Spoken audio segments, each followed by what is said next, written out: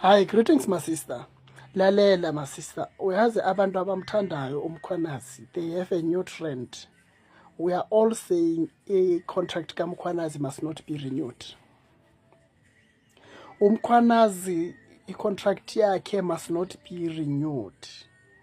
uMkhwanazi must now wait for his contract to lapse, and then after his contract has lapsed, uMkhwanazi must apply for that position kaSibiya yokuba i-Deputy National Commissioner, so that uMkhwanazi can be able to push that PKTT in all 9 provinces. Angazuthi uyayithola na. Ayithi kwamanje he is a provincial commissioner use-KZN, so demarcations and then disallow him ukuthi angasebenza la eGauteng. That is why he had to send some of the documents to Gauteng. Some of them were stolen, were taken without his consent.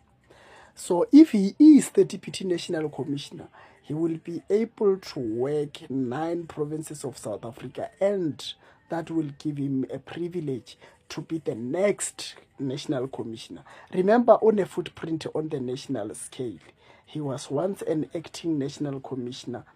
Unfortunately, le ndoda kuthiwa Jacob Zuma emgcoshele ukuthi uthe uminister uNathi Mthethwa is making them as police do wrong things. So he has a chance. Let the contract expire.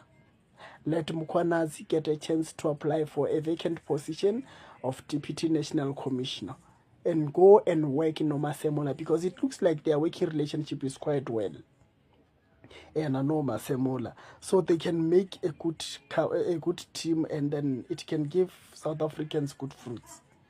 That's my view, and I think many are going to fall for it.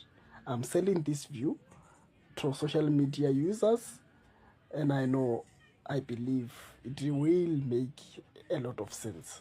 Let Ramaphosa not renew that position, that post ka Mkhwanazi. Let it expire.